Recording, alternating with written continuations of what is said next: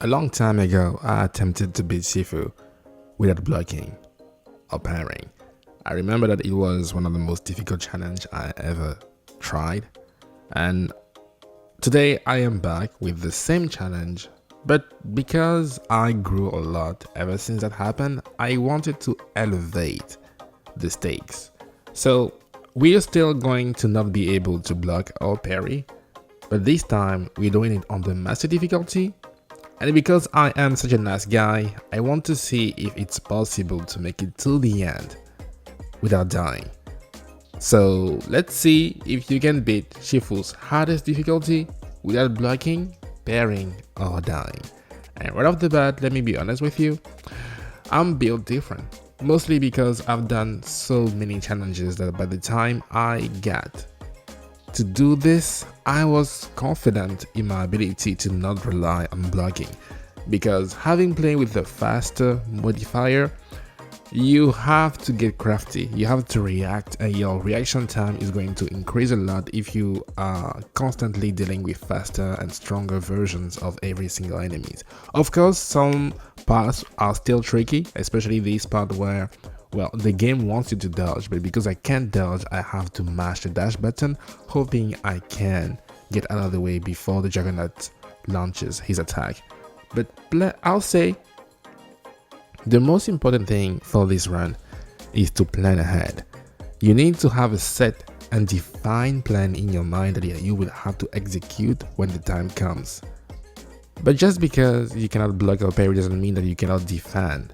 If you use certain skills the smart way, you will be able to overcome any kind of situations. Especially, I'll say that for this challenge, getting to the bosses were fairly easy. That's why I'm going to save all the boss fights for the second half of the video, because that's the way actually I felt challenged.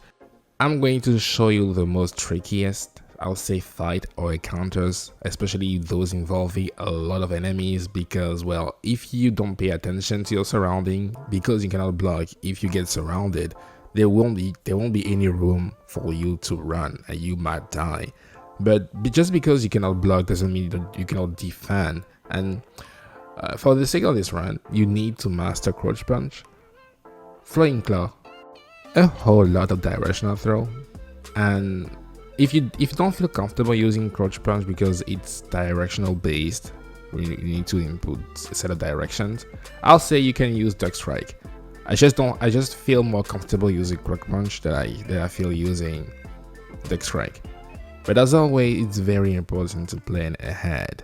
Very, very important. Crouch Punch is very good at interrupting people, but you cannot rely on that for everybody, especially for the disciples, because the disciples have, I'll say, super armor, and even if you can interrupt them with Crouch Punch, it's not enough to make them stop. They're still going to keep hitting you, and that's why you need, for the sake of this run, you need the back fist. The back fist is the one language they understand, and it's going to show up way often as we progress, because I actually found out that back fist is really, really, really good. And the reason why I wanted to go through the entire game without dying is because my knowledge when it comes to the skills, it is a lot now. It's way more than a month ago, 2 months ago, 6 months ago. So I wanted to try to do it. I don't know if it's possible yet. We're going to see when, by the time the video comes to an end. But as far as I'm concerned, the skills in the game are all you need. Blocking is not. If you are able to always keep the aggro, you also need to understand how the enemies fight. Right, that way you can predict and do the proper skill at the proper time, right? And every kind of situation which involves two special enemies has to be tackled with care, with care. You need to be careful. It's not, you can take as much time as possible. You just have to figure a proper way to deal with everybody, and you'll be good to go.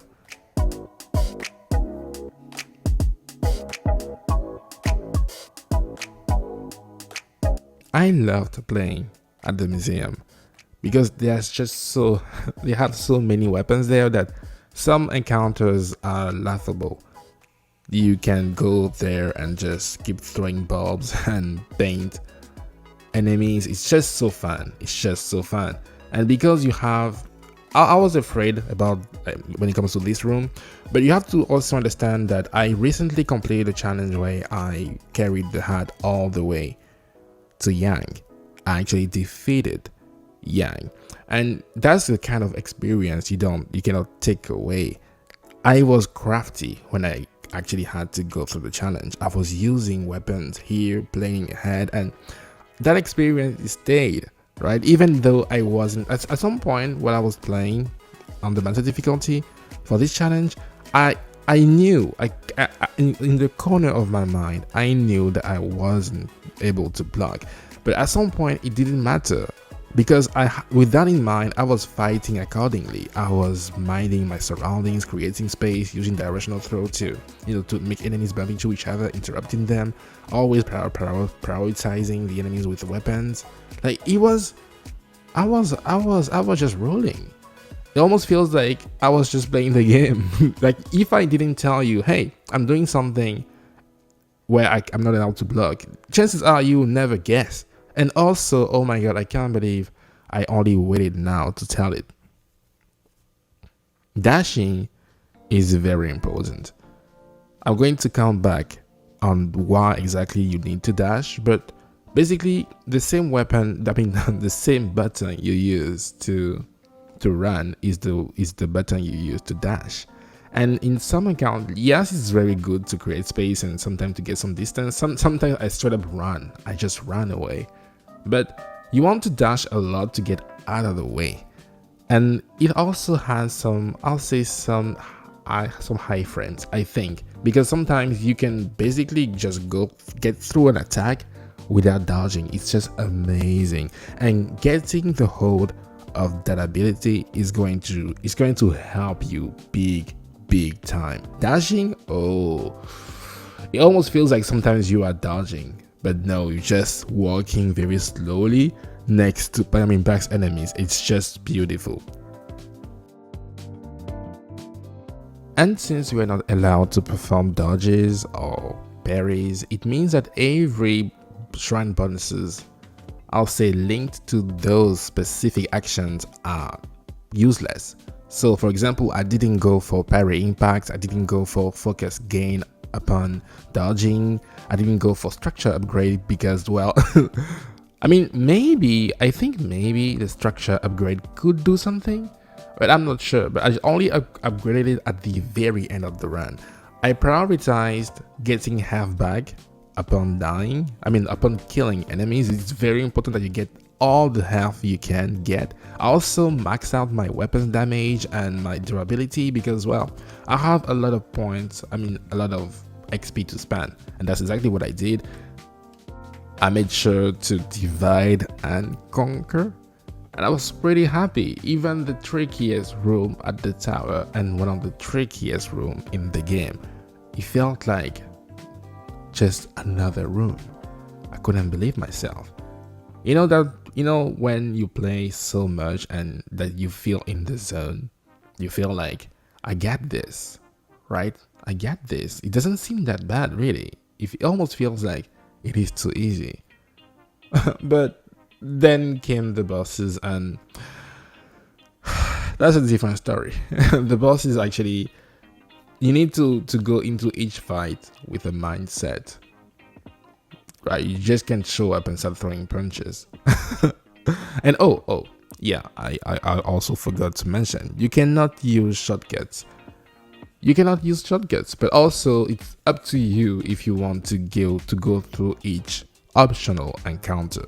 But for the sake of the challenge, I went through the main route a newcomer would go to. If you don't have the keys or you don't have, I'll say, the password for a door, like what kind of route will you take? That's exactly what I going through each shrine of 15 of them is what you want to do. But you don't have to fight the twins, for example, at the club. That's just stupid. We're not going to do that. It's doable, but we're not going to do that. Not today. Probably tomorrow or never.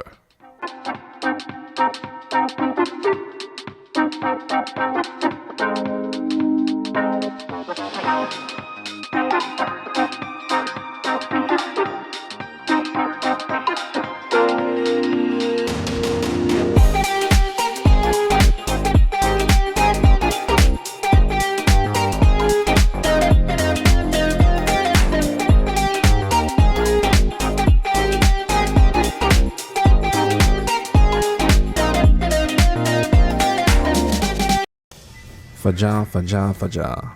The run ender. I attempted 3 times to beat him. Only 3 times. I was expecting him to demolish me because in the master difficulty, Fajar is he is the real deal. He is not having fun. He just wants to kill you. But I've been fighting him for a while. I went as far as making tutorials on how to fight him, and so I know how to handle him. You're still going to get caught off guard from time to time, but if you know how to fight him, I'll say normally, not being able to block or dodge is going to be, it's not a deal breaker. It's not. Even in his second phase, I was very, every time he would do that leaping attack, I would perform flowing claw, and every time he would try to to be aggressive, try to kick you, I would use Coach Punch, interrupting him ASAP. It felt like the moment, I was just looking for the moment he would perform an action. And you will see that sometimes I was able to grab him even before he thought about attacking because I was in his mind. But I was bullying him. I was bullying him.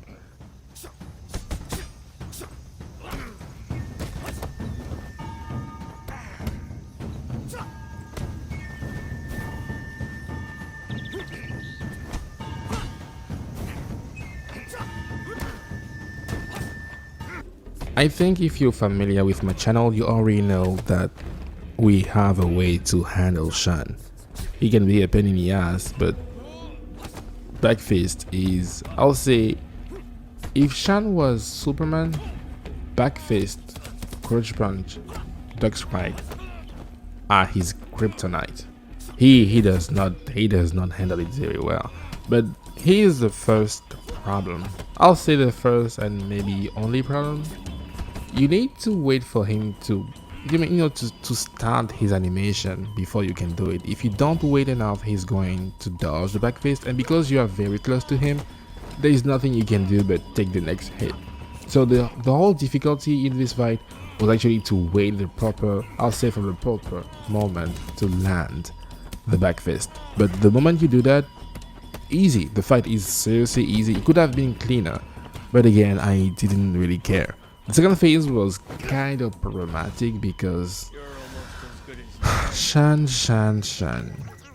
He felt like he knew what I was doing and he just kept swiping.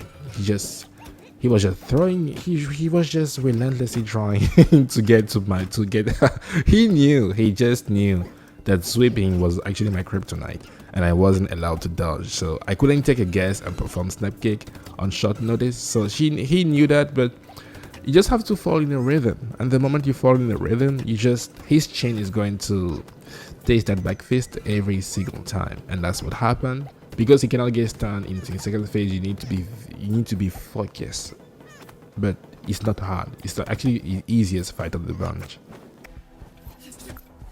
Lady Kuroki. How many people hate this boss? I think a lot of people hate this boss, even more than they hate Yang. But Kuroki is not that bad. Kuroki is not that bad if you take it slow. Personally, I tend to overdo it. I tend to be overly confident, and sometimes it costs me runs. But you want to, there is a search. I don't even know what I tried to do there. I could have just laid back and wait for her to come to me, but I was like, no, I'm him. I'm him. I can do it. I can perform a Coach Punch, just step kick and go in. But no, Coach Punch is very useful against Kuroki in both phases, but you really want to know your timing, otherwise you're going to get hit, and that's a whole lot of damage, and we don't want that to happen, do we? No, we don't. So yeah, for this fight, the first phase is the hardest one, and if you are able to do it successfully, boom, you won the fight. You won the fight, and there's nothing she can do about it. We love this because we can input snap kick and Coach Punch. If you're not used to that attack, you can check my how to defeat Master Kuroki guide. It's super detailed and you're actually going to do it. Her second phase is the easiest one. I mean, so I'll even go and say that it's one of the easiest in the whole game. And except if you're dumb like me, I actually tried to catch the kunai. I actually pressed the button to catch the kunai, and then I just go, oops, I cannot block. I cannot catch her kunais. But an alternative is using flowing claw every time the kunais come very close to you. That way you're going to turn backwards, and you have also high frames when you perform flowing claw. You can either do that or do, as I think Duck Strike is very good too. Duck Strike is very good at dodging downward. So it's not like dodging, but it has the same value as Crouch Punch. That's why I said that you can use them. If you don't feel comfortable using Crouch Punch, you can use Duck Strike. I was very worried about her dash, because you may be tempted to perform flowing claw when she dashes, but chances are if she fakes, you're not going to have enough time to avoid the second dash, because I cannot block. That means I cannot perform the fastest version of flowing claws. So flowing claw is not very I think it's very risky when she dashes, but as long as you keep your distance and just wait for her to come to you and then perform Crouch Punch in her crotch, Kuroki is the easiest boss. I mean, not easier than Shan, but you know. Oh god, Jinfeng. Now when we talk about difficult, this fight is difficult.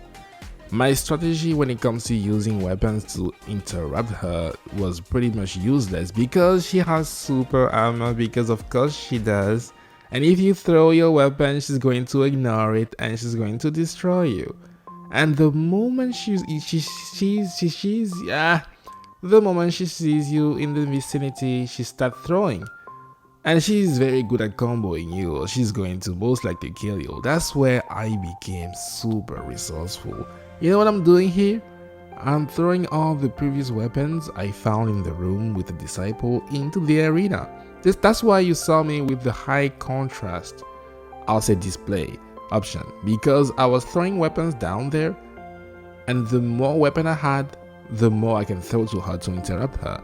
There was just one tiny little problem. I didn't, when you transition to phase 2, all those weapons are gone. And I had no other choice but to fight her the proper way. I had to get good. And that's what happened. The fight against Jinfeng I'm very proud of it. And I'm going to actually shut up and let you enjoy it, because yeah, I did that.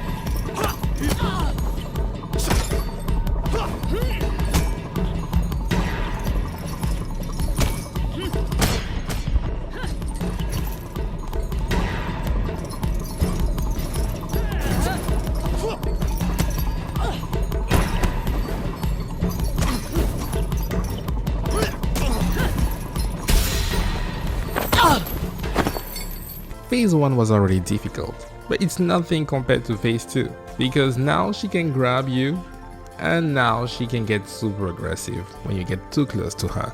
And her super armor,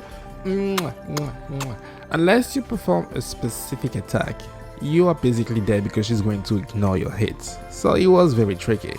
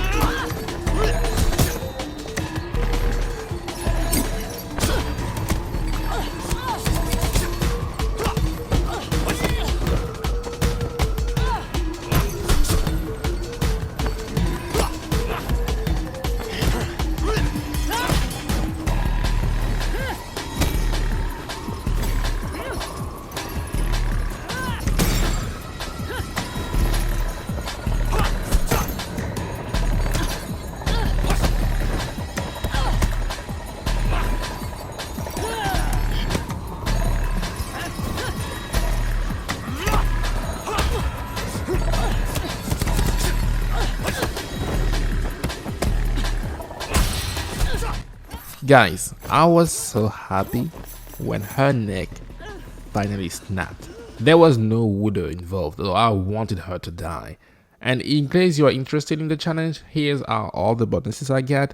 And for the fight against Yang, I was super pumped. You have to understand, I was ready to give up on Jinfeng, and I did it. I beat Grandma, and I felt like I could do anything. Well, turns out Yang wasn't. He didn't get the memo because he was. Ooh, Yang is ruthless. Yang is like, oh my god, he's a monster in the master difficulty. I never realized that. I mean, I know he's good, but in the master difficulty, Yang is he's very good at dodging, and he's going to punish you for anything you do. Like if you miss an attack, you're basically dead. You don't want to throw punches because you're not going to be able to get out of the way. And sometimes I just waited for death. Like I just knew I was going to die. There was no way I was going to make it because he could parry, he could dodge, he could perform crouch punch upon blocking. He was just too good. Yang was just too good, and I didn't see a way to beat him. And that's where I decided, you know what, that's it. I proved my point. You can do. I didn't even know it was possible to get that far. And at the same time, you know, I'm very resourceful. And I'm very stubborn. Somehow I found a way because you know that song "God Will Make a Way," but there seems to be no way. Yeah, I do the same, but in video games. Like I found a way to reliably, it's a pain in the ass, but to come to phase 2. But my strat, which worked pretty well in phase 1, didn't work out very much, I'll say, in phase 2.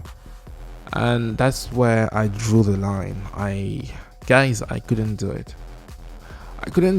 And I'm going to go in depth, you know, when it comes to why exactly I couldn't do it. I mean, I just started thinking about whether or not it was worth it in the first place. I was like, dude, I didn't think I could get that far. The fight against Jinfeng took all the possible brain cells I had left, and I just had none left for Yang. My mind is just throwing left and right, and I just couldn't. Every single time I would go to the second phase, I would just wait there, you know, trying to decipher his moves, trying to see an opening. But my man was, oh my god, my man was not having it. He was ready. He was ready for me. He felt like he's been watching my videos on YouTube, and he was not having any of it. So I struggled, and having to go every single time through the first phase was difficult, guys. It was very difficult. So I'm going to entrust you, yes, you watching right now, with an objective. You are the one going to complete the challenge, not me. Oh no. I give up, but I'm going to show you the way, right? How do you beat Yang? I mean, in the first phase. The second phase, you're on your own. Actually, tell me how to beat him in the second phase, because I mean, eventually I know I can do it, but I just don't see the point. That's the thing. I just don't see the point. And again, I proved the point. You can get all the way here without dying, without blocking, without parrying. So when it comes to Yang, I'll say the one skill which is very, you just saw that he's just throwing his punches left and right. The one skill you want to use against him is Throwing Claw. Throwing Claw is the only move I've experienced with backface. You saw me dying a lot. Yeah, I was just experimenting, and in my experience, Throwing Claw is the best move you want to use against him, because it allows you to, I'll say, to distance yourself enough so that you can attack him. His snap kick is very dangerous. I actually went back to watch my video I did on the Disciple difficulty, because I was like, how the hell was I able to get past the first phase? That's impossible. Then I went down, was like, dude, that's insane. And doing that without dying, like, mind you, I did that on the normal difficulty, dying, like I died like a lot. And now the only move The moment you see him move, like jump off the floor to perform his snap kick, is the moment you want to perform flowy claw, so that you can get far enough away. Sometimes it's not going to be like, you really have to be frame perfect. I don't take those words lightly. You have to be frame perfect, otherwise he's going to be too close and he's going to hit you, and you yourself can tell when he's going to be too close. You can tell like, I'm not going to land it. I try using Crunch Punch, but his super armor is the same as, if not even better than Jinfeng's. So he's going to ignore your Crunch Punch, he's going to punch you in the face and you're going to die. And mind you, look at my health. My health was already reduced in the master difficulty, but Yang hits so hard that even if you make one mistake, you could die. If you get caught in a corner, you are basically dead. And I mean, yeah, Crunch Punch was out of the window. What about Back Fist? Well, Back Fist is not, I'll say I can't rely on it, because you need to charge the Back Fist, and like, if you thought you had to be frame perfect for snap kick, I mean for flowing claw. Imagine a guy leaping forward with his head back. He's diving head first, feet first into you. So for you to be able to land the back fist in this situation, for me personally, I feel like it's high risk, very little reward, because it's not that you can combo out of it. No, you can't. And I felt like you could sometimes get him in a loop using flowing claw, something which is not doable with, I'll say, back fist. So yeah, flowing claw was for me. Maybe you find a better way to deal with him. I couldn't. So he was just so confident. Look at the way he's walking. He knows he's him. And to be honest, I also think he's him. Look at me running around. And sometimes I would use slide kick. You know that when you slide on the floor to get away, because you have some kind of dash. I mean you have some kind of speed boost when you use slide kick. So sometimes when I would feel like he's going to leap and I'm not going to be able to get out of it in time, I'm going to perform. You'll see me perform. I don't know if I did it here, but you'll see me perform slide kick, and you can tell when you're not going to make it in time. So this fight is going to take a long time. This is why, and this is essentially why I was tired. Like, having to go through the first phase again and over and over just to die in the second phase. I couldn't do it. But there's a second way you can handle the first phase. You can use Crunch Punch with the staff. It's the perfect defense. Like, there is no way he can get close to you if you have the staff and you perform. Again, the moment he moves, you perform Crunch Punch is going to instantly interrupt him. In my opinion, this strat using the Crunch Punch and the staff is way easier than having to use Flowing Claw, but there's just one tiny little problem.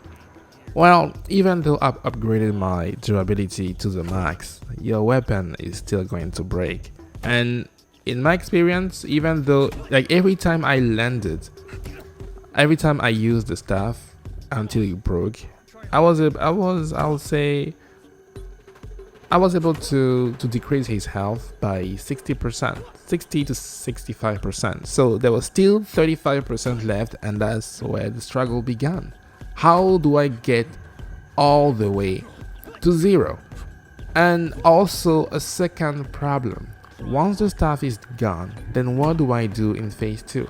That's what led me to find another strategy. And my plan was simple. I just deal with him with Flowing Claw in the first phase, and then I use the staff in the second phase. Well, how to begin? I mean, where to begin? Flowing Claw is I'll say it's very difficult to use it in the second phase, because he has so many means to attack you that you're never going to get the timing right. I think with a lot of practice you can already see him throw punches. He doesn't even wait for you to be close to him. He's so confident in his ability to throw punches that he's going to eventually catch you. And the problem with the staff is that in order to properly perform crouch punch, you have to wait for him to attack you. And it was easy to predict what he was going to do in the first phase because you knew it was always going to be snap kick. But when you have the back, he has that uppercut he can do sometimes. He can just randomly leap on the wall, and he can still perform. He doesn't just like this is a problem. In the first phase, when he would miss the snap kick, he will stop attacking you. In the second phase, he won't do that. He will still, even if he misses, he's still going to keep attacking you until you die.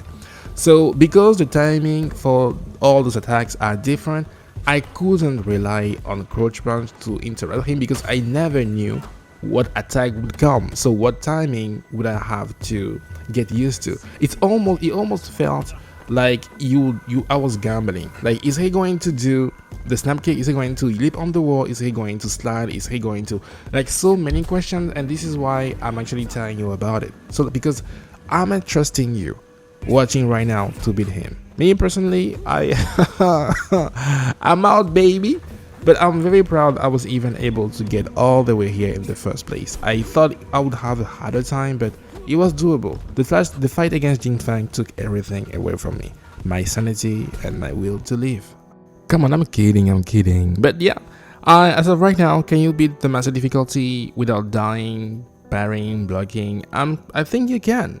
And if the video is a testimony to anything, yeah, you can get very far in life if you set your goals straight. And yeah, me personally, no, I'm out. And if you want to, you can tell me about your experience. I just don't see the point in I honestly don't see the point in doing that. Thank you for watching this video. It took a lot of brain cells, and if you want to sub or drop a like, it will be very appreciated. One sub or one like is one way. It's one way to defeat Big Bro Yang. So thank you guys for watching, and I'll see you around. Don't get bonked.